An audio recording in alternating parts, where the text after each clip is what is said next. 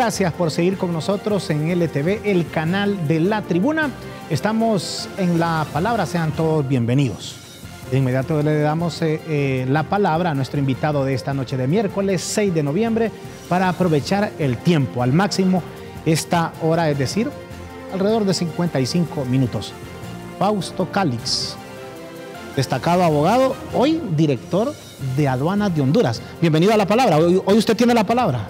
¿Qué tal, Raúl? Cuánto gusto estar en LTV. En principio, agradecerle por la invitación. Yadía no me invitaba a LTV. No, yo lo estuve llamando a usted para que dejemos las cosas claras. Espérame, hasta la semana pasada me contestó. Lo que pasa es que usted me habla en horario laboral. Entonces yo tengo que estar firmando expedientes. Lo que pasa es que en la noche si lo llamo ahí puede tener problemas. Y mire que me da la palabra y ya me la está quitando. Tiene la palabra. Yo saludo al pueblo hondureño, Raúl, a lo largo y ancho del territorio nacional y fuera del país, si nos están viendo a esta hora de la noche. Contento de estar aquí. Además porque yo siempre he considerado que este es un espacio además de rendirle cuentas al pueblo hondureño. Porque el pueblo hondureño tiene derecho a saber cómo nos desenvolvemos, qué hacemos, cuál es nuestro quehacer diario frente a estas instituciones públicas, porque somos servidores públicos y ningún servidor público debe de esconderse a rendir cuentas porque estamos manejando la cosa pública. Eso en principio. Lo segundo es porque tengo un gran respeto por los medios de comunicación, por la libertad de expresión y por el ejercicio periodístico. Independientemente del medio de comunicación, independientemente del periodista, de lo que haga o mencione, cuáles sean los temas que le interese, yo creo que debemos de respetar siempre ese espacio de la libertad de prensa y expresión, que es un pilar fundamental para la democracia. Y fíjese que yo valoro lo que usted está diciendo porque muchos de sus colegas, es decir, funcionarios, no les gusta presentarse ante el pueblo, ante las cámaras, cuando uno los invita. Y yo los he cuestionado y lo he hecho de forma pública. O sea, ¿usted ha cuestionado a funcionarios públicos? A funcionarios, a compañeros y compañeras del gabinete. Les he dicho que... o sea, que usted está al tanto de eso. No, claro, yo sé. Es que si hay un error que ha cometido este gobierno, es que no ha habido una estrategia de comunicación para comunicarle los resultados al pueblo hondureño. Y eso yo siempre lo he dicho. Y esa estrategia, permítame, y parte de esa estrategia... Repítame esa parte, ¿cómo? ¿Qué es lo que dice? Uno de los errores del gobierno es que no ha existido una estrategia comunicativa desde el gobierno para expresarle al pueblo hondureño y darle a conocer los resultados. Porque el gobierno está trabajando y hay resultados. Y hay resultados palpables, y hay resultados que el pueblo hondureño los conoce y que aquí vamos a tener. ¿No incomoda a usted a algunos funcionarios con lo que está diciendo? Que se les incomoda es problema de ellos, pero es que es una realidad. Y eso no es la primera vez que lo digo, Raúl. Siempre lo he dicho y el pueblo lo sabe. ¿Por qué aduanas, hoy por hoy, le pongo el ejemplo, la población hondureña conoce qué hacemos, cuáles son los resultados, cómo hemos avanzado? Precisamente por estar constantemente comunicándole al pueblo hondureño los resultados. Bueno, y ya vamos a hablar de ese tema, fíjese, porque comenzamos. Interesante por lo que usted está diciendo. Siempre nos gusta conocer quién es nuestro invitado. Fausto Calix es un... Bueno, ¿se acuerda la última vez que usted estuvo aquí que se hizo viral en las redes sociales? ¿Se acuerda? Bueno, usted me hizo viral aquí en varios programas cuando yo era precandidato a diputado, mejor dicho, candidato a diputado al Congreso Nacional. Por eso le digo que me siento contento de regresar aquí a la casa, de regresar aquí con usted cuando dirigía esos programas. Me pegó un ataque de risa ese día. Veo los estudios bonitos, significa que le ha ido bien a Raúl. Ese día me pegó un ataque de risa porque usted dijo que en el Congreso iban los diputados a legislar para aprobar el día de la baleada. O sea, eran unos chabacanes, dijo usted, que solo faltaba que aprobaran el día del burro y del caballo. Yo me acuerdo que ese día usted le dio un ataque de risa. Me acuerdo muy bien de todos. Hay buenas experiencias a lo largo. ¿Y hoy sí están legislando bien los diputados o todavía siguen con lo mismo entonces? Mire, el Congreso ha tenido un avance. Yo reconozco del presidente Luis Redondo y los diputados y diputadas que, por ejemplo, derogaron la ley inconstitucional del empleo por hora, que era una ley nefasta para los derechos de los trabajadores. Obviamente se le va a reconocer a ese Congreso por haber derogado la ley orgánica de las sedes, que eran la venta del territorio nacional. Se le va a reconocer al Congreso Nacional por aprobar presupuestos que ahora están enfocados en salud, en educación, en el agro de nuestro país. Se le va a recordar al Congreso por haber derogado los fideicomisos, que era el mayor acto de corrupción público-privado de este país, porque donde debería estar el dinero del Tesoro Público, que es la caja única del Estado, la Secretaría de Finanzas, estaba diversificado en 200 cajas privadas de bancos en nuestro país, y ese Congreso tomó la decisión de derogarlos. ¿Cómo no recordar a ese Congreso que haya introducido un proyecto de ley como ley de justicia tributaria y que tenga la valentía ahora de estarla discutiendo a pesar de los múltiples intereses que hay de las clases dominantes de este país para que ni siquiera se discuta ese proyecto de ley? Entonces, hay un Congreso diferente. Mire, ya vamos a hablar de ese tema y yo quiero que se queden porque el abogado Fausto Calix así es explosivo en lo que dice a veces, y yo sé que va a estar interesante esta entrevista. Tal vez no explosivo, Raúl. Pero usted tiene esa característica, mire, que dice las cosas como las siente. Me encanta hablarle al pueblo hondureño con la verdad. Me encanta hablarle al pueblo hondureño a los ojos, porque además, desde el campo de la ética y la moral, tenemos la valentía de dirigirnos al pueblo. ¿De dónde surge Fausto Calix? Muchos lo recuerdan como dirigente estudiantil y defendiendo causas ahí en la Universidad Nacional Autónoma de Honduras. ¿Hace cuántos años fue esto? Pues mire, antes de llegar a la Autónoma, yo me voy a retrotraer a mis inicios, en el Departamento de La Paz. Siempre habla usted de eso. Para empezar, yo me siento orgulloso de ser de la zona rural del país. Me siento orgulloso de ser lenca, de tener sangre lenca de mi pueblo trabajador. Yo me crecí en una aldea en el Departamento de La Paz, de una familia numerosa, como es bien natural en las zonas rurales, Raúl. Sí. Una familia de 2 hermanos, con un padre que apenas cursó primaria y una madre que apenas cursó 6 meses en una escuela nocturna cuando trabajaba en Tegucigalpa. De mis 2 hermanos, siguen viviendo allá en La Paz. Siguen allá en la aldea, en mi aldea, que la amo. Yo recuerdo mucho, y le voy a contar de eso justamente. Ajá. 2 hermanos de los cuales solo su servidor logró ingresar a la universidad, no porque mis hermanos y mis hermanas no hayan querido, sino que el sistema los excluyó por no tener las condiciones económicas. No, yo se lo creo. 6 de mis hermanos tuvieron que emigrar de forma indocumentada hacia Estados Unidos, no de forma ilegal, ojo, porque hay que aclararle al pueblo hondureño, la migración no es ilegal. Es un derecho humano. Es un derecho humano. 6 de ellos emigraron a Estados Unidos buscando esas oportunidades, esos sueños que al final se convierten muchas veces en pesadillas. ¿Y allá viven hoy? Allá viven 3 todavía. Vivían 4, uno de ellos falleció. Y falleció de tanto trabajar, por no cuidarse, por no atender su salud.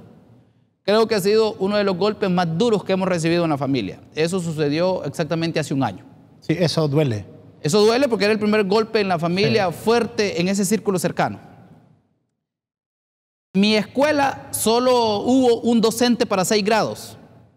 Ahí no conocimos energía eléctrica, ahí no conocimos PlayStation, ahí no conocíamos internet, ni mucho menos televisión.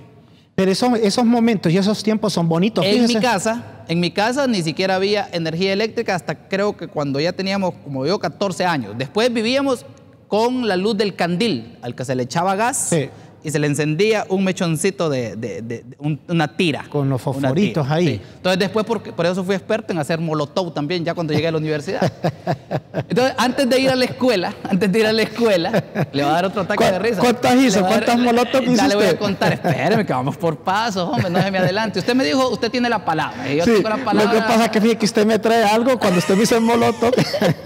Yo me acuerdo de la universidad que, óigame, ahí parecía guerra en ese tiempo. Una guerra por defender la educación pública, y lo volvería a hacer con el mayor de los gustos, y me toca defender la casa de estudios del país.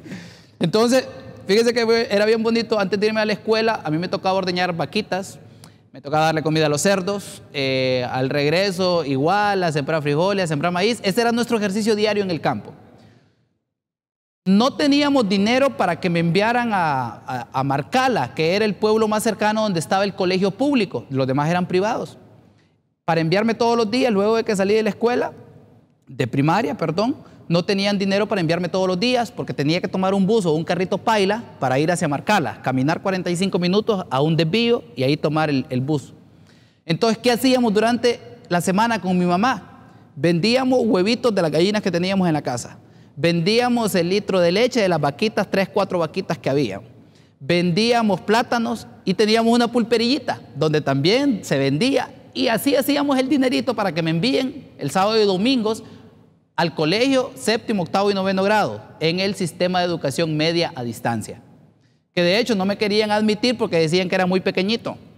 Y que, o sea, me miraban que a figurita todo desnutrido. Y normalmente el sistema de educación media a distancia es para la gente mayor, la gente que trabaja. Y después usted se viene a la universidad, después de todo esto.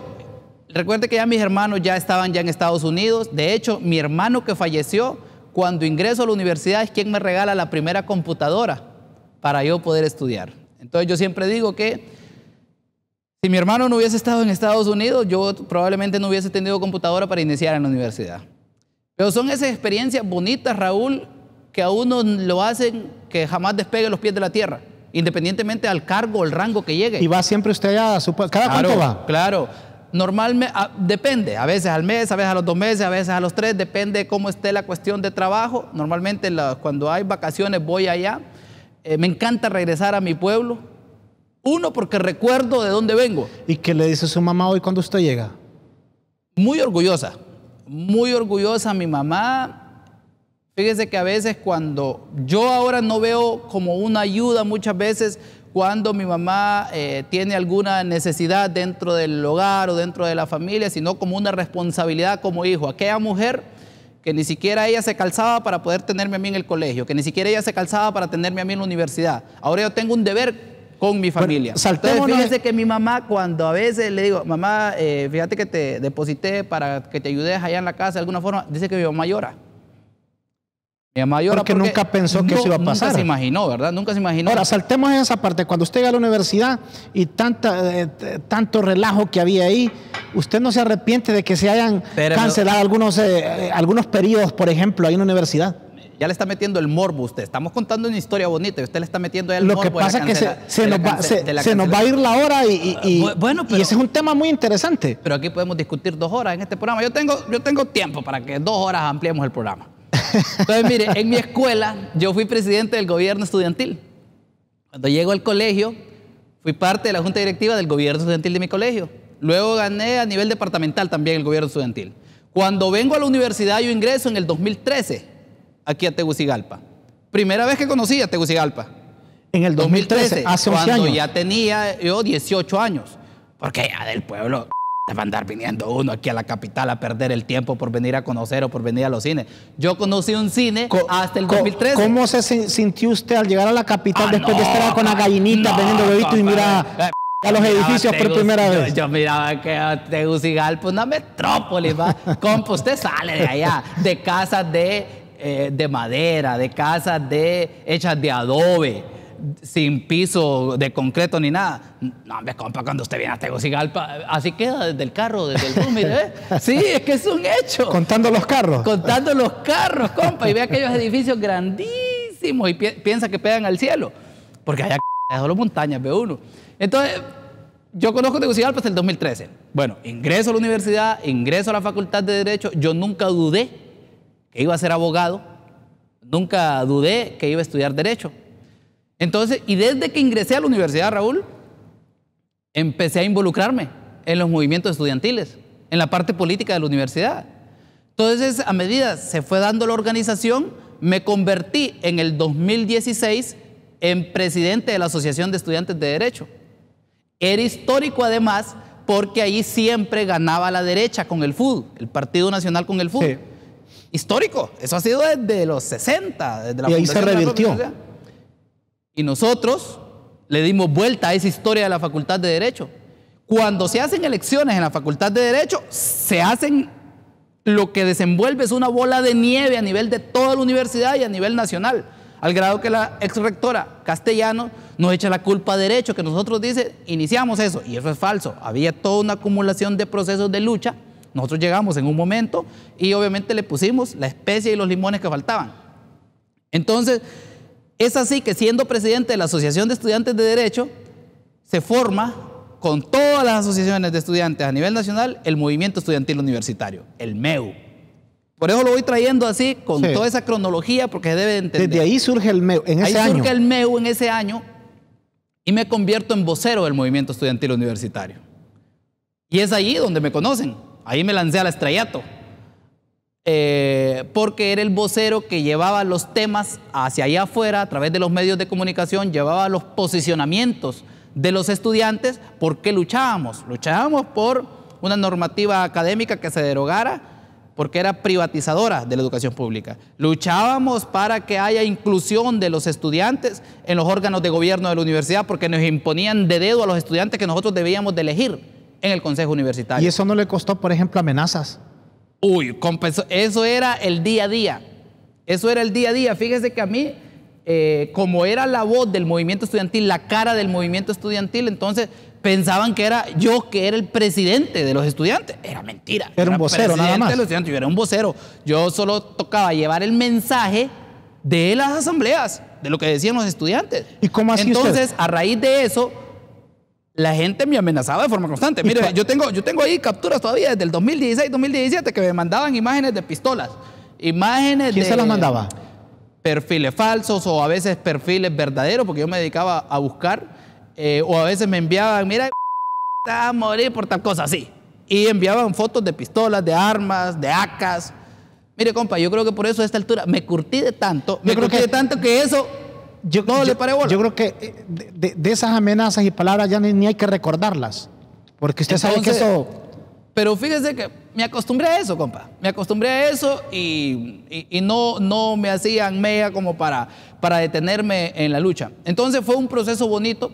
Ahora el tema obviamente es doloroso que se hayan perdido periodos académicos dentro de la universidad, precisamente por la incapacidad... ¿Cuántos periodos se perdieron? 2 periodos académicos. Por la incapacidad de las autoridades de ese momento en poder sentarse a dialogar con los estudiantes y escucharles. La culpa de que se hayan perdido 2 periodos académicos fue de la rectoría, o la rectora en este caso. Principalmente de las autoridades que estaban a la cabeza de la universidad en ese momento. Porque una cabeza de una universidad, llamémosle rector o rectora, se piensa que es una persona sensata, una persona que busca el consenso, una persona profesional, una persona que va a escuchar a todos los sectores cuando hay alguna situación de crisis. Esa cabeza de una institución es como un padre o madre del hogar que guía a sus hijos. Los estudiantes, naturalmente, Raúl, tienen una pasión, tienen una emoción, tienen la energía cuando algo no les parece, y son esos avisperos que se revuelven dentro de las instituciones públicas principalmente para demandar algo. ¿Cuál es el deber de la cabeza de esa institución? Sentarse y escucharlos, si tienen razón o no. Y ahí ni siquiera querían escuchar a los estudiantes. O sea, ustedes nunca les dijeron, bueno, vengan, hablemos de esas demandas, nunca. Nosotros tenemos videos e imágenes cuando llevábamos las propuestas de diálogo y nos cerraban las puertas, entonces nos tocaba meterlas así por debajo, así. Okay. Pero eso era para que se perdieran, porque si ni siquiera les abrían la puerta. Bueno, nosotros cumplíamos con un deber, pues. Nosotros cumplíamos con un deber de exigir diálogo. Siempre fuimos los que exigíamos diálogo. Nos cerraban las puertas, nunca querían escucharnos, porque obviamente la persona que estaba a cargo de la universidad, la ex rectora Castellanos, era una persona que se creía todopoderosa, una persona que se creía omnipotente, omnipresente, porque para todos los temas ella tenía que estar hablando. Y obviamente se había creado una figura de ella que era intocable, que era un sepulcro blanqueado.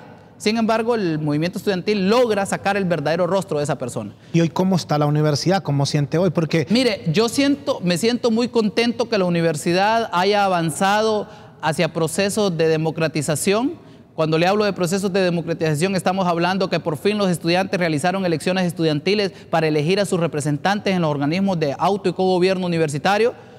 Fue por lo que nosotros luchamos. Nos sentimos contentos de que ya no haya bota militar ni policial invadiendo el campus universitario. Se violentó la autonomía. Se violentó la autonomía. Se le disparó a estudiantes dentro de la universidad. Estuvo a punto de haber muerto dentro de la universidad porque militares apuntaron su fusil contra estudiantes que demandaban educación de calidad, educación laica, educación gratuita, peleaban por la casa del pueblo. Ojalá que por eso le digo yo, que si me tocara volver a defender, como lo hice en mi época de estudiante en la universidad, lo hago con el mayor de los gustos, porque defender la autónoma es defender la casa del pueblo. Ojalá que esas historias no se repitan hoy. Ojalá que no. Entonces, mire, hoy la universidad, Raúl, ha avanzado a un nivel de espacios de diálogo que nosotros no los tuvimos.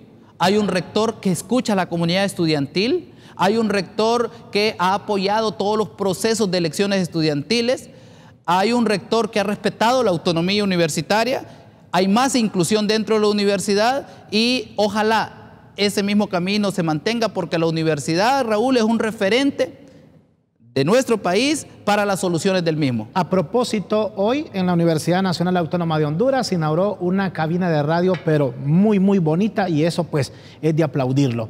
Estamos dialogando con el abogado Fausto Calix, él es el director de aduanas, así que ya regresamos aquí en La Palabra.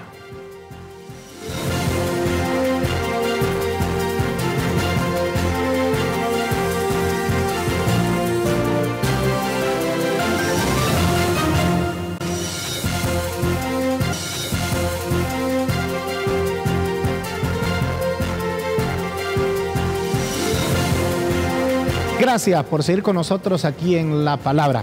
Estamos hablando con el director de aduanas de Honduras, Fausto Calix. ¿Cómo encontró el proceso aduanero o el sistema aduanero en Honduras, abogado? Antes de continuar, usted cuando me invitó me prometió que había té y café. Ah, ¿quiere más cafecito? Mire, me da una tacita. Si yo le digo que vengo de La Paz, vengo de una zona cafetalera. Y esta, si me he olvidado de decirle, fíjese, mire, ya no tiene nada, está vacía. Entonces me toca exigirle ya vamos aquí, a decir a Orden que le consiga más café. Y sin azúcar, sin azúcar. No, mire, aduanas históricamente ha sido una gallinita de huevos de oro para muchos pícaros y pícaras. ¿Por qué? Por la propia naturaleza de la institución. Es la institución que recauda, Raúl, cerca del 40% de los tributos de este país. Estamos hablando que es una institución clave para el desarrollo de Honduras.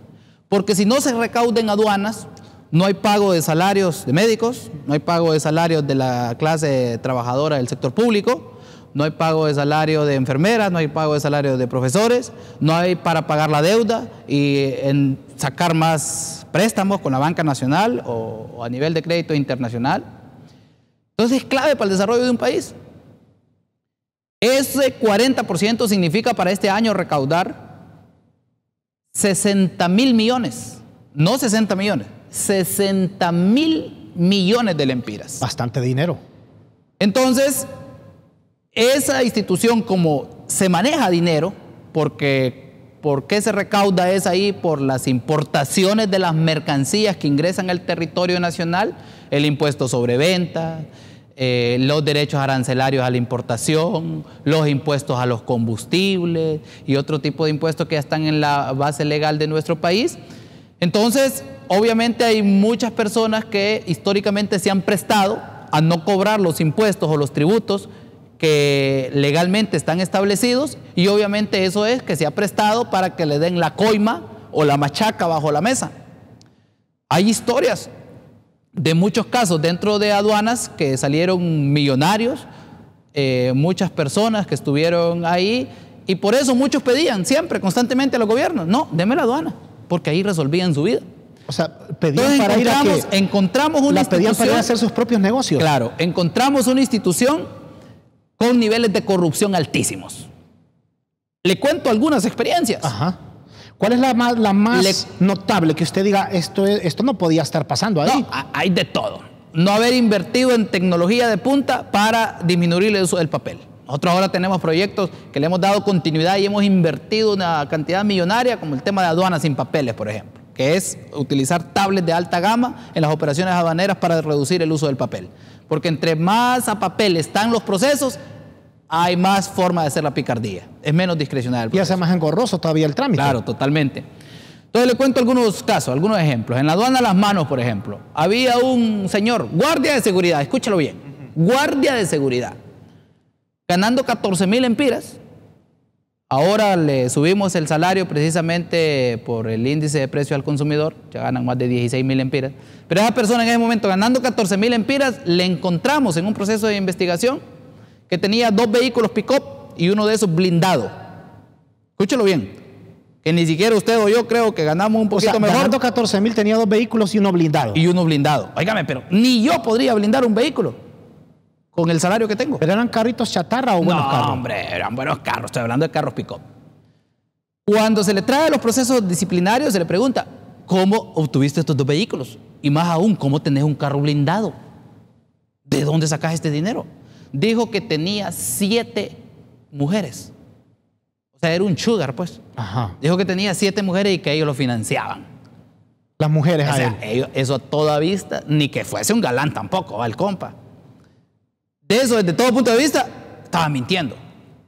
Entonces lo investigamos y todo, terminó destituido y un expediente de investigación abierto. Otro caso de una muchacha en una aduana allá del norte del país, que de la nada le encontramos que había comprado un carro valorado en más de 1 millón de lempiras. ¿Ganando nuevo, cuánto? Ganando 35,000 lempiras. Pero ¿y si ahora Cuando se le debía el carro? No, espéreme, Ajá. que aquí viene la parte buena. La parte buena. Cuando se le pregunta y se le investiga, oíme, ¿y esto dónde lo obtenés? No, dice, yo saqué un crédito en una institución bancaria. ¿En cuál institución bancaria? Ya nos dice el nombre del banco. Vamos nosotros, le pedimos al banco la información, nos dicen, no tiene. Lo había comprado al contado. ¿Cómo? Y un carro de gran valor. No, de gran valor. Luego, eso le hablo en el caso del personal. Imagínese si una persona es pícara. No necesita ni siquiera estar a la cabeza de una institución para robar. Bueno, porque le estoy hablando de 2 cargos. Sí, yo tengo entendido Le estoy hablando, Raúl, de 2 cargos. Yo tengo bajísimos. entendido que usted ha denunciado ante el Ministerio Público a 45 empleados. Ya supera, creo, esa lista de 45 personas de la anterior y de la nueva administración que los hemos encontrado en actos irregulares. Ya hay muchos requerimientos fiscales presentados. Solo este año hemos logrado 7 requerimientos fiscales presentados contra personal de la aduana. Están documentados. Que están documentados. Cuando yo envío una denuncia al Ministerio Público, no lo hago por llamar la atención, no lo hago por hacer show, lo hago porque tenemos los elementos suficientes para que el Ministerio Público lo investigue por un delito. Y con esto usted me imagino que pretende que le dé temor caer en corrupción a un empleado. Que se sanee la institución, que generemos precedentes. Usted antes no veía que aduana andaba denunciando incluso a su propio personal pícaro o corrupto. Sí, eso no es común. Porque todos se coludían, porque eran parte del negocio. Yo no tengo aquí, ni soy mandadero de ningún empresario pícaro, ni mucho menos ni amigo de ningún empleado pícaro, como para protegerlo o no denunciarlo. Y ojo, Raúl, en esos más de 40 empleados denunciados, hay personal de la nueva administración, personal de mi partido. ¿Qué les digo Pero usted? el que es Pueden ser pícaro, muy de su partido, pero mire, si andan en cosas malas. Pudo haber quemado llantas del de 2009, puede ser el más gaseado, puede tener el récord del más gaseado. Si le dimos una oportunidad y salió corrupto, mi deber es denunciarlo. El corrupto es corrupto independientemente del partido político que pertenezca. La aduana a la mesa, hemos destituido 2 administradores de nuestra administración. Ahí está uno con requerimiento fiscal presentado. El más reciente. El último más reciente. Ese es de nuestro partido. Prefiero yo irme de esta institución antes que ser cómplice de un pícaro o corrupto. La última denuncia la presentamos por una defraudación de 650 millones de lempiras. Escúchelo bien. No 100 lempiras. 650 millones de lempiras, una empresa del rubro de combustibles. En los últimos 4 años que le identificamos una defraudación. Contrabando de combustible. En los últimos 4 años. En los últimos 4 años. Pero esto... Está hablando como 150 millones por año de defraudación. Óigame, doctor, y en 4 años. ¿Se imagina qué no han hecho en 20 años? ¿Por qué aduanas nunca denunció a ese tipo de personas? ¿Y qué pasó con esta empresa que defraudó con esta cantidad millonaria, más de 600 millones? Bueno, la acción está presentada en el Ministerio Público para recuperar los tributos dejados de percibir. Y en caso que el Ministerio Público encuentre otros elementos de investigación para otro tipo de delitos más allá de la defraudación, tiene toda la atribución de presentarlo al Ministerio Público. No sé, usted puede validar esto. El director ejecutivo de la ANDI, Fernando García, dijo aquí en este programa que le voy a dar solo un ejemplo que él lo dio a conocer, solo por cigarrillo, aquí vía contrabando el Estado dejaba de percibir alrededor de 700 millones de lempiras, solo por cigarrillo al año. Y es más, el contrabando es una realidad en nuestro país. El contrabando de todo tipo de mercancías, no solo del cigarrillo. Nosotros obviamente lo hemos atacado porque es uno de los principales productos que se contrabandean en Honduras.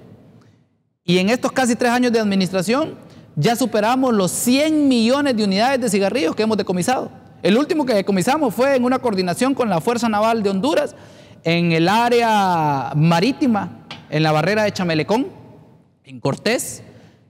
¿Sabe cuánto decomisamos ahí? Ajá. 6 millones de unidades de cigarrillo. 6 millones de unidades de cigarrillo que venían en una lancha. ¿De dónde traen ese cigarrillo? De todas partes. De todas partes. Tenemos muchas líneas de ¿Y investigación. aparecen los dueños o por arte de magia no se sabe de quién? Los cabezas de las redes casi nunca aparecen. ¿Quiénes aparecen? Obviamente son todos esos intermediarios, transportistas o quienes manejan las lanchas, porque le ingresan de forma marítima, de forma terrestre. Nosotros hemos comprado escáneres móviles ya de rayos X para identificar ese tipo de mercancía.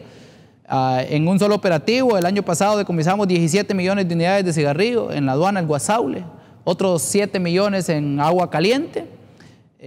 Y así hemos decomisado precursores químicos que se utilizan para la elaboración de droga en Honduras, armas, municiones que pretenden ingresar de forma ilegal. ¿Alguien pide esos elementos para que aquí son prohibidos o nunca aparece? Entonces, ¿quién pide eso? ¿Quién es el del negocio? Mire, siempre aparece. Aduanas tiene los datos y le entrega toda la información al Ministerio Público y a las agencias de investigación.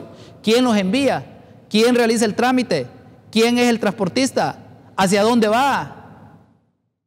Muchas veces nos sorprendemos por qué no presentan los requerimientos fiscales. Llevamos, por ejemplo, identificado más de 10 formas de encomienda que pretenden ingresar cocaína a Estados Unidos. ¿Cómo la querían meter a Estados Unidos? Le voy a mencionar varias formas. En encomiendas encontramos en rapaduras de dulce, a lo interno de la rapadura, la cocaína. Hemos encontrado cocaína en libras de queso, a lo interno de la libra de queso. Hemos encontrado en una caja de madera que tenía la forma de una Biblia, pero adentro estaba el pecado. Encontramos también en talco, en botes de talco, que todos estos productos los envían como productos nostálgicos hacia el norte. Para que se recarguen a los compatriotas. Y ahí están los datos de dónde lo envían. Número de casa, número de celular de la persona, número de identidad, hacia dónde va. Cuando se identifica, vaya, por ejemplo, usted dice en un bote de talco, ¿de dónde viene? La casa de donde salió usted, ¿qué hacen ustedes con esos datos? Nosotros, mire, de inmediato entregamos la información a las agencias de investigación de nuestro país y al Ministerio Público, para que ellos se encarguen del proceso investigativo, porque nosotros no tenemos más facultad que las que nos otorga la ley de detener eso, decomisarlo y ponerlo a la orden de las autoridades. Ya si ellos actúan o no, ya eso es aparte de aduanas. Ya eso es aparte porque no tenemos ya un rol que seguir ahí. Nosotros no somos ente acusador para ir ante el juzgado a presentar una acusación. Le entendí perfectamente ya. Sí, nosotros presentamos la denuncia, cumplimos con nuestra labor. Pero mire, aduanas, además de recaudar el dinero, de encargarse de recaudar el dinero para sostener este país, tiene que estar cuidando el tema de seguridad nacional. Tiene que estar cuidando, de hecho, somos una institución de seguridad nacional, tenemos que estar cuidando que las mercancías que ingresan paguen los tributos, tenemos que cuidar que las mercancías que ingresan o salen del territorio nacional tengan los registros sanitarios, los registros fitosanitarios, porque por una aduana es donde pasa absolutamente todo, medicamentos. Eso me iba a preguntar, los medicamentos, por ejemplo. Oye, pero mire, tener tanto la palabra ya me está secando la garganta. Voy a exigir mi café de nuevo, no ha llegado. Orbin también me le consigue café a... Sí, hombre. Orbin, además, miren, aquí tenemos a Orbin atrás de las cámaras. Orbin, además de ser experto en cámaras, también ahora va a ser experto en traernos café. Es que tener la palabra aquí un buen rato, la guitarra. Sí. No, mire, fíjese que usted... Pero está interesante el programa porque todo esto, generalmente la población no lo comprende, no lo conoce. Entonces, y por eso siempre le digo que este es un espacio para mí de rendirle cuentas al pueblo. Y usted ha dado datos, me parecen muy, muy interesantes. Hemos dicho solo por un producto cuánto puede dejar de percibir el Estado de Honduras vía contrabando. ¿Qué dato usted maneja a nivel ya de todo un año que deja de percibir el Estado por el contrabando? Mire, hay un estudio de la Asociación Nacional de Industriales, que obviamente yo lo respeto, lo valoro, porque seguramente si presentaron un estudio de forma pública, naturalmente voy a creer que los datos que han sacado son responsables. Son responsables. Sacaron un estudio que solo en contrabando de cigarrillos y bebida alcohólica, por lo menos el Estado perdía 4.000 millones de lempiras. ¿Al año? Al año. 4.000 millones de lempiras, Raúl, significa un mes completo de recaudación de aduanas. Es como que usted paralice por completo la aduana un mes y deje de recaudar. Esos son 4.000 millones. Solo en cigarrillos, y bebidas alcohólicas.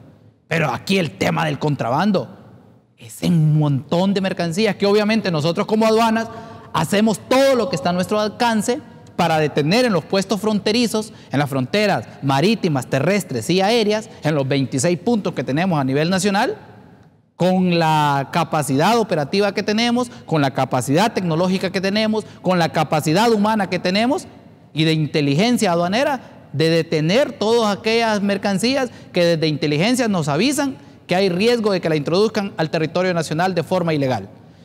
Pero después nosotros quisiéramos muchas veces que ese mismo enfoque, que ese mismo ímpetu, que esa misma energía la tengan las demás instituciones que trabajamos de forma coordinada en una frontera, porque no solo es aduanas, está la policía de fronteras, antinarcóticos, DPI y otras instituciones, la Agencia de Regulación Sanitaria, SENASA, todas esas instituciones están en un punto fronterizo. Entonces, muchas veces para nosotros es bastante, ¿cómo se llama? Como frustrante. Cuando nosotros como aduanas estamos trabajando en esa línea y quisiéramos ver las mismas acciones. Bueno, yo a eso iba, mire, y ahí tiene el cafecito. Fíjese que a eso iba, porque decía don Fernando García. En honor a la verdad, mire, Raúl sí cumple, como la presidenta. Fíjese que Fernando García también el externo que por el delito de contrabando no hay cárcel, solo porque lo tipifican como un delito administrativo. Mire, y ese es otro elemento, que bueno que lo trajo a colación, porque hubo una reforma en el nuevo Código Penal, que obviamente esa reforma lo que vino fue a aliviar a los contrabandistas, una reforma que en vez de endurecer la pena para ese tipo de delitos, más bien les dio todo el espacio suficiente para que esta gente, no solo es que redujeron las penas, si mal no recuerdo, sino que inmediatamente cuando esta gente paga los tributos dejados de percibir, se extingue la acción penal. O sea, pago y la multa se extingue la acción penal. Me parece que hay que... Pero esa gente, imagínense, seguramente lo que paga por esa cantidad es mínima en comparación a todo el negocio irregular que ha tenido. Entonces lo sigue haciendo. No hay entonces una camisa de fuerza del Estado que obligue a que pare ese actuar delictivo que tiene. Hay un vacío ahí, tienen que corregirlo. Por cierto, hablamos de don Fernando, mañana tengo un evento con la ANDI, aquí en Tegucigalpa, donde justamente voy a exponer en un congreso que se tiene de los daños que hace el contrabando a la producción nacional, en horas de la tarde en un hotel capitalino con la Asociación Nacional de Industriales. Una breve pausa aquí en La Palabra, ya volvemos.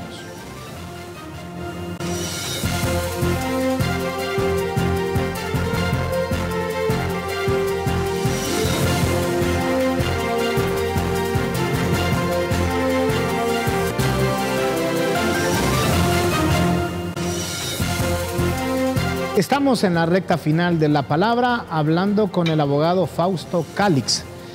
Usted me decía que aquí hay que corregir algo, por ejemplo. Alguien que comete el delito de contrabando hay que castigarlo, pero está ese vacío.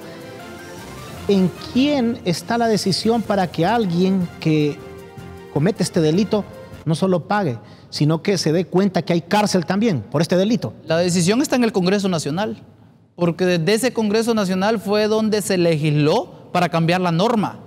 Estamos hablando del Código Penal.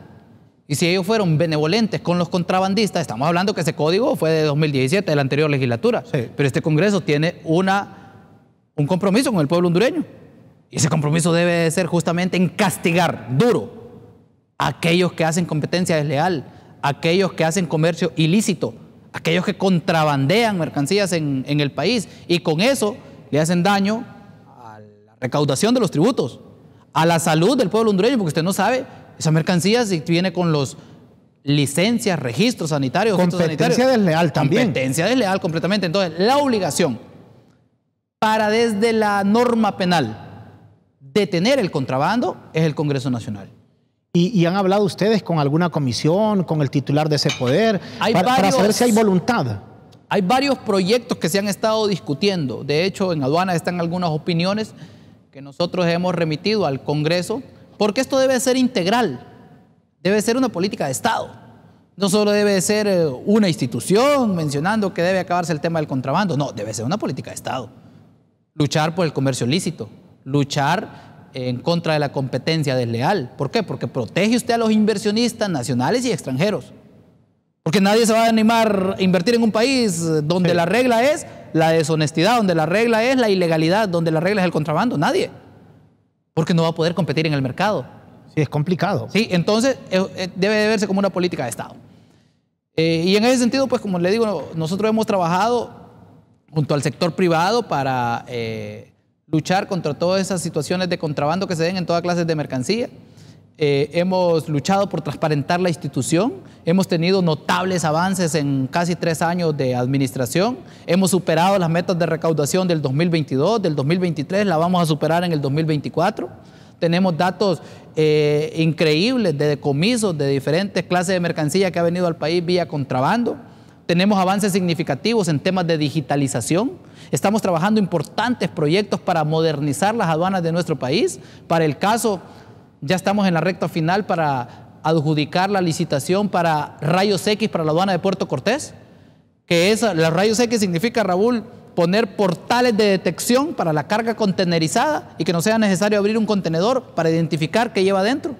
Eso ya está en las aduanas más modernas de la región. Históricamente aduanas de Honduras no lo tenía. Y aquí en el canal de La Tribuna, en LTV, transmitimos ese evento en vivo allá en la cuando lanzamos la licitación. Y cuando estuvo también la presidenta. Así es. Ahora, usted va a culminar el periodo hasta el 27 de... Bueno, hay una comisión de transición cuando hay cambio de gobierno, o va a aspirar a algún cargo de elección popular. Mire, en principio hay que entender que estos cargos son transitorios, que estos cargos son temporales. Y por eso uno nunca debe despegar los pies de la tierra. Porque hoy puedo estar aquí, hoy 6 de noviembre, 7:46 de la noche, como director de aduanas. A las 9 usted no puede estar. A las 9 de la noche, la presidenta puede decir, bueno, gracias por su servicio. ¿Y qué le toca a uno? Gracias, presidenta, gracias, pueblo hondureño, le serví a mi patria. Estos cargos son temporales. Están a la disposición de la presidenta desde el primer momento que uno firma, porque son cargos de libre remoción y de confianza. La presidenta instruyó además que aquellos funcionarios públicos de su gabinete que iban a participar a un cargo de elección popular deben de retirarse de la vida pública, deben de retirarse del cargo, deben de renunciar. ¿Y por qué es lógico eso, Raúl, esa decisión? Porque uno o se concentra en una cosa o se concentra en la otra, pero no puede estar en 2 cosas al mismo tiempo. No puede estar dirigiendo una institución tan importante como esta y también dedicando el tiempo a politiquear. Eso lo hago en mis fines de semana, en mis tiempos libres. Entonces la presidenta se cuidó de que sus funcionarios se enfoquen y le den resultados al país. Uno, por ese lado. Sí. 2, imagínese un funcionario que sea deshonesto. Imagínese un funcionario que sea desleal, un funcionario no responsable, utiliza la institución, que tiene personal a su cargo, tiene presupuesto a su cargo, y se puede prestar a tanto para que eso se pueda desviar. Y eso no se puede permitir. Por ejemplo, el abogado Fausto Calix tiene bastante dinero a su cargo que usted pueda disponer, o todo está bien distribuido. Para empezar, el único salario que recibo yo es el ser director de aduanas.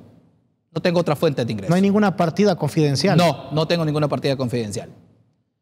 Y cuando ni las necesita, porque cada quien sabe lo que hace. No las necesito. Además, he hecho mi declaración pública ante el Tribunal Superior de Cuentas. También he firmado la hoja de autorización para la Comisión Nacional de Bancas y Seguros me investigue mi patrimonio, el mío y el de mi familia. Voy a hacer una declaración también igual cuando salga del cargo, cómo ingresé y cómo salí. ¿Tiene su casa, tiene alguna propiedad usted allá en su natal La Paz? La única propiedad que tengo es un préstamo que saqué en un banco privado del país, un préstamo que me vence en 2049. ¿Por alguna vivienda, me imagino? Sí, un préstamo que saqué para una vivienda y vence en 2049. Es lo único que está... Bueno, de hecho, ni es mío todavía porque está hipotecado. Sí, y está en nombre del banco. Está en nombre del banco. Y de ahí no tengo nada más. O sea, usted va a salir, lo pueden investigar al salir de su cargo y... Me pueden investigar antes, durante y después, y con dignidad le puedo hablar al pueblo hondureño. Aquí están mis estados financieros, yo con esto ingresé, yo con esto salí. Bueno, y pueden investigar, ojo, no solo a este servidor, yo le doy toda la atribución al Ministerio Público y a cualquier institución del Estado que investigue a mi esposa, que investigue a mi familia, a mi papá, a mi mamá, a mis hermanos. Porque uno cuando no tiene nada que esconder, Raúl, le puede hablar a los ojos al pueblo hondureño con mucha dignidad. No, y me parece correcto lo que usted está diciendo, porque públicamente usted está anunciando lo que tiene y cuando salga, si vemos que tiene nuestras propiedades, vamos a decir, bueno, no era congruente con lo que decía. Usted ve que yo salgo millonario de la institución, fue que no fue de forma lícita. Nadie sale millonario de una institución solo con su salario. ¿Y aquellos exfuncionarios que hoy son grandes empresarios? Aquellos que se convirtieron en grandes empresarios con 20 casas, con 5 carros, significa que robaron. Nadie con un salario de funcionario público se hace millonario. ¿Cuál es el techo del funcionario público? ¿Y quién se hace? Depende. Depende de las instituciones, depende de los funcionarios. Entonces, nadie con un salario de empleado público se hace millonario. Quien se hace millonario y que dice que es producto de solo de ese salario, está mintiendo. ¿Y a usted sí le ajusta el salario?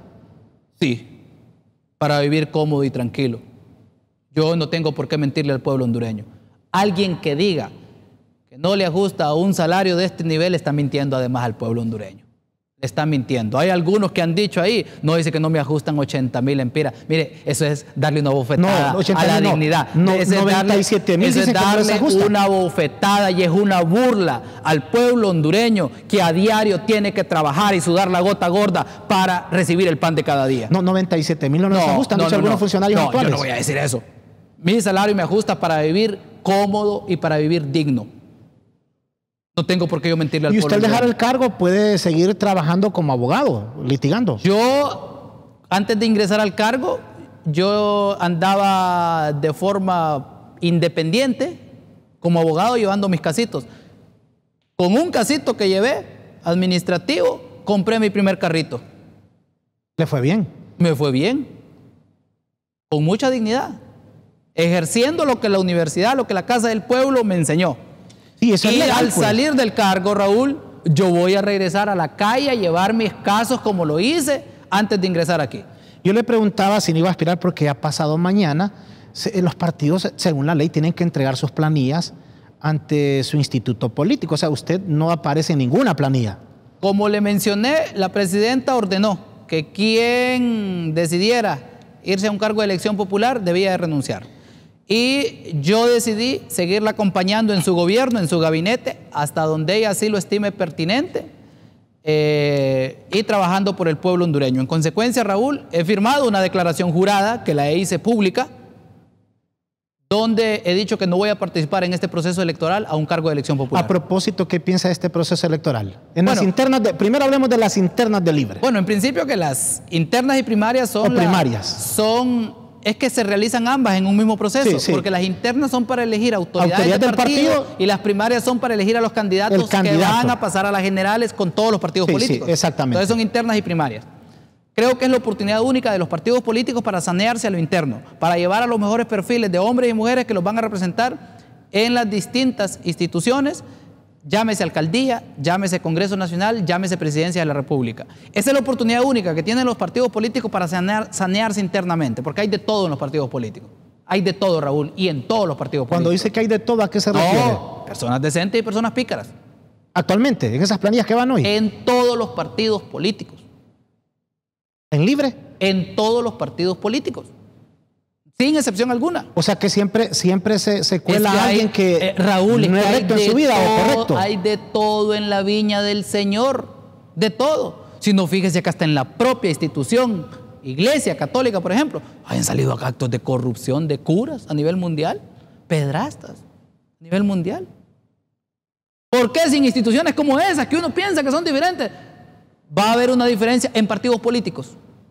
Todos los partidos políticos tienen personas buenas y tienen personas deshonestas. Y esas deshonestas, los partidos políticos tienen la obligación de sanearlas, de expulsarlas. ¿Y cuál es la mejor forma? En las urnas. Sí, en las urnas. Entonces, vamos a un proceso primario e interno que va a dar las oportunidades de llevar a esos candidatos a las elecciones generales. Y obviamente en elecciones generales el pueblo va a volver a decidir que una mujer no siga gobernando. Y ella es la abogada Rixi Moncada, la única que tiene la capacidad de entender este proyecto, la mujer coherente que ya demostró desde la función pública de qué está hecha. Una mujer honesta, una mujer transparente, una mujer que ha liderado luchas y batallas en nuestro país, y el pueblo hondureño va a tener de nuevo la dicha que nos siga gobernando una mujer en nuestro país. En la antesala de este programa lo vi convencido de que ella va a ser la próxima presidenta de Honduras. ¿Qué va a hacer?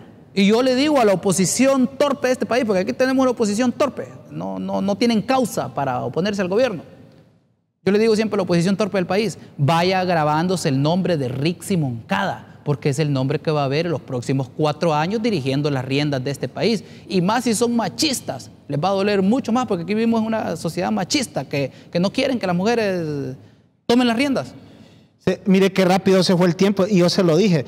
Cuando es una entrevista súper 55 minutos, le dije, mire, le cedo 1 minuto para que usted quiera decir algo de lo que yo no le haya preguntado en esta noche. 1 minuto exacto, abogado Calix. No, si no me lo preguntó, no se lo voy a decir.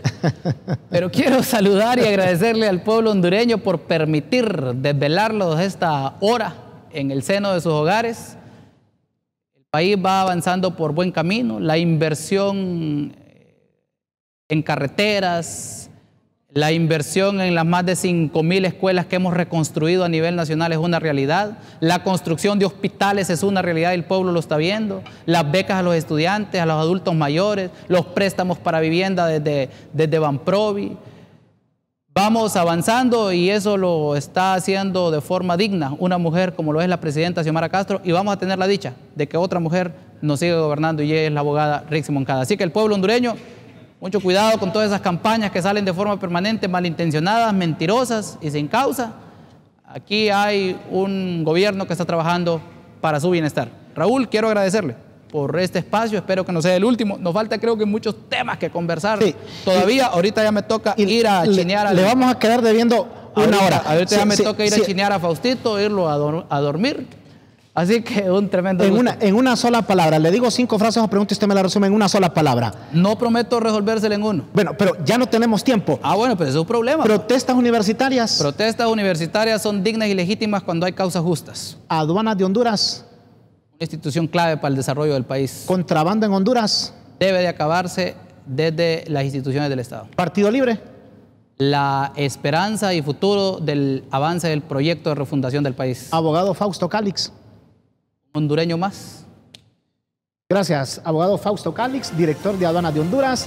Se viene a continuación LTV Noticias Estelares. Hasta la próxima. Buenas noches.